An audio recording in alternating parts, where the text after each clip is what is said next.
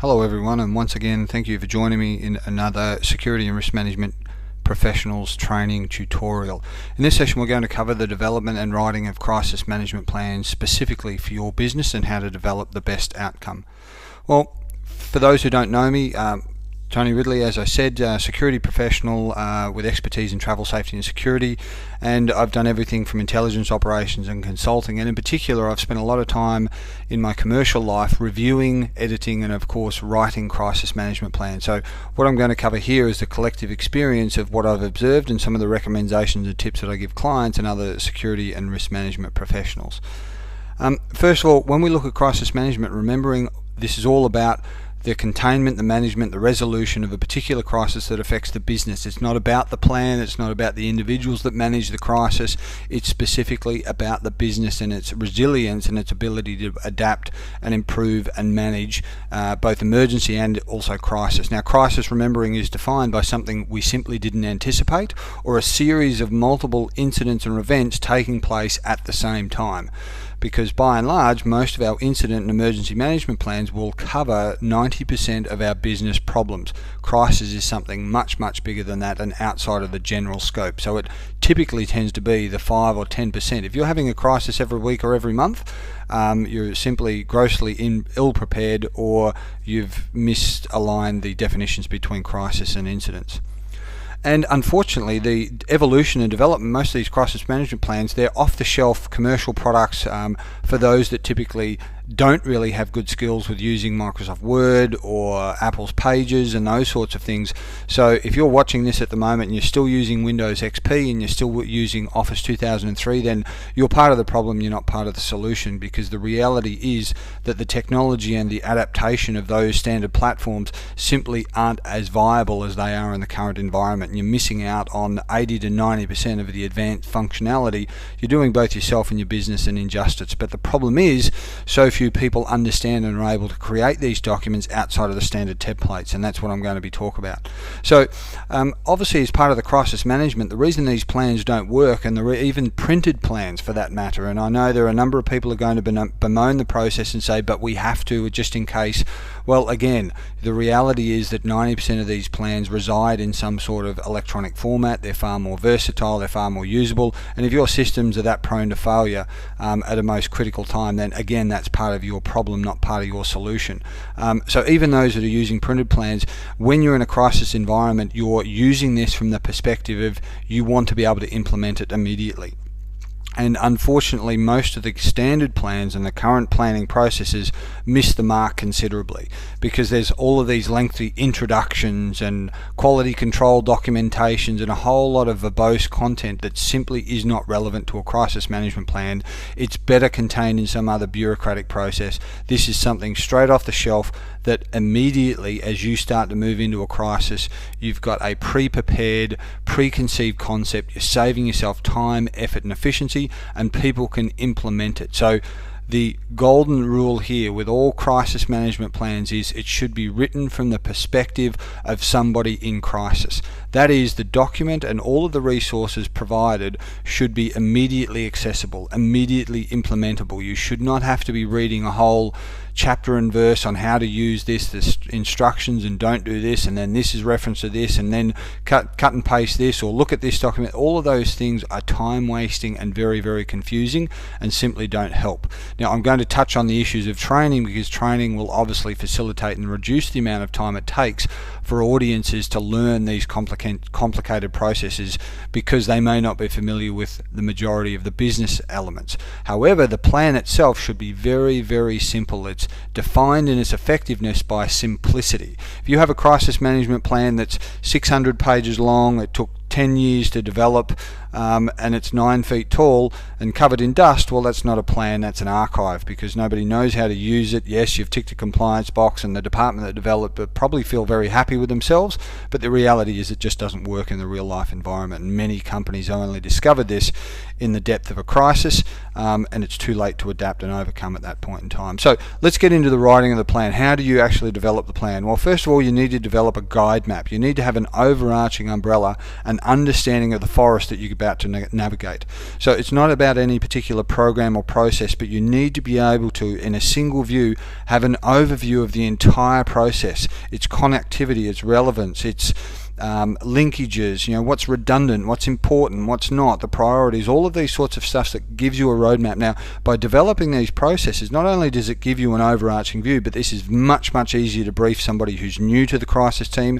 It's much, much easier for succession planning to explain to somebody who now needs to learn the roles and responsibilities, and it's much, much easier to do review and audit, but also importantly, if you construct this right, it can be a navigatable process in its own right, which means you may not even need to open the plan in its final state. You can go straight to this overarching umbrella and you can click and navigate through these various checkpoints and turns and relevances and their connectivities from this overviewing map or strategy and guide in the first instance.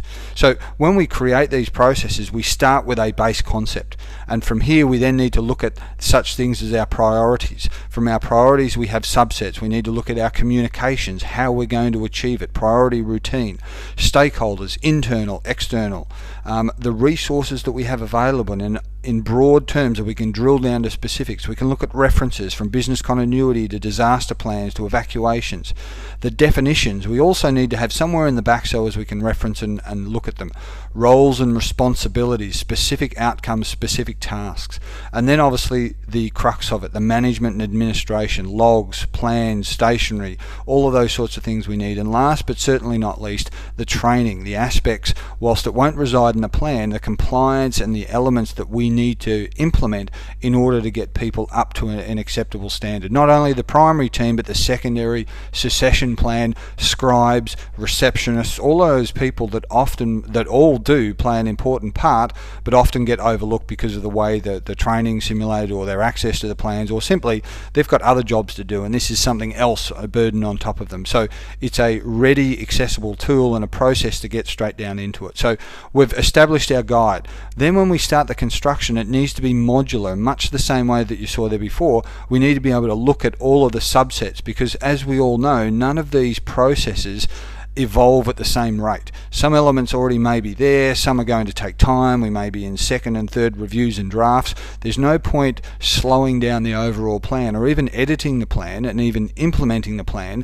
if we know it's going to be a modular process. So we start from a modular platform. So we look at all of these particular elements and then we start to divide and conquer with what is a crisis through definitions of what a crisis is, terminology, subsets and so on, and then we start to slave this off with incidents. Along with all of our research, we need to contain all of this information. We can then start to prioritize or identify where we've covered off on chapters or incidents, whether in first draft or whether they're revised editions, because as I said, these things evolve at different rates, particularly when the review process, whilst when you're doing an annual or quarterly review, you don't need to necessarily review the entire document, just subsets, or you may need to add elements as you go through merger acquisitions, increased country responsibilities, additions to the teams and so on. You need to have it modular so you're not trying to reinvent the wheel with an entire process each and every time. As I said before, all of your research, all of your complementary elements that go into it also need to be accessible in the event that you're not available, or so someone else can follow in your footsteps. Or if you're a bigger organisation, you can cascade these processes down so your entire schematics and working outs are available to the individuals at a tactile level or a country level or even a sub-regional level, are able to implement and follow in exactly the same process. So once we've done all of this, we've got our plan, we've then got our modular process. It needs to be a consolidated access. It needs to be brought together in a single document. So in this instance, as I said before, we're using a base platform here for a document, but it's not just the final document itself. There are nuances and differences. So the document itself should have elements that both leap out at you or are easily accessible or can be modularized once again. So they may be shrunk down and they may be put into color cards that are accessible, hung around the ID, the identification for access to the building. They may be accessible in people's wallets. They may be on people's smartphones. There may be something you email as a ready reckoner checklist to individuals. So they've got elements that that are not annexes, but they're modularized. So some elements may consume an entire page, even though the content may not, but you can extract it or you can print it. You can use any of those various elements without having to use the entire plan, because the process is divided once again. Now, in order to make it modern and versatile, it's simply not enough to have it in a basic platform in a Windows or an Open Documents or Apple's Pages. It needs to have interactive capabilities. So you need to have hyperlinks embedded in there for websites, for access to other documents, to immediately email from someone's point of contact, or even speed dial from your phone or your desktop application the phone number that appears. All of this time wasting and inefficiencies from having to read it out loud and jot it down on a note and then go to a phone or then do that's simply a time wasting exercise. The document itself, you should be able to navigate to all of the resources and particular contact points that you need from within the document itself. Much different than the 90% of the documents that I see or review or have helped edit over the years. Now, again, evolving the process. Convert this to a PDF. PDF is an extremely versatile process. Once it's in a PDF format, there's a number of things that you can do beyond that of a Windows. First of all, you then maintain the integrity of the document without someone accidentally editing it whilst they're trying to navigate and do a whole bunch of other things. So it's a protected, preserved content. Then with those sorts of things on smartphones and iPads and a whole host of other increasing technology, you have immediate access. So you don't necessarily have to be physically present, and this is why I said earlier this starts to immediately negate the requirements for paper documents. Include process flows. It's important that every action and implementation element has a guideline process in a graphical format. You know, word pictures are great, but pictures literally do speak 1,000 words, and there should be far more process guidelines that help you follow the bouncing ball. They don't have to be overly complicated, but they should be within the process. They should be navigatable. They should be very clear. As organizations start to evolve, they will move into a more blog format, so they'll have online web blogs and accessibilities online. But as we start to see this evolve, more and more organizations are realizing that the entry point for their own applications and so on is not as prohibitive as they once thought. So you'll now start to see an emerging process of all of that now starting to be contained not only in PDF, not only on iPads, not only in web-based or online cloud-based services, but also in the execution applications specific to your own organizations, because they are far cheaper and accessible than most people realize. Unfortunately, the departments that create, as I said from the get-go, these documents and these processes simply don't know about it, so they stick with what they know, and as a result they're artificially constrained. So once again, thank you very much for joining us. If there's any questions, please visit my website at tony-ridley.com, or feel free to email me with any feedback or comments at tony@tony-ridley.com. Once again, thank you very much for joining us. Should you have any other further inputs to the issues, please feel free to comment at the bottom of the video that you see in front of you, or contact me at the previous mentioned website or email addresses. So once again, and safe and more profitable and efficient business to you all. Thank you and goodbye.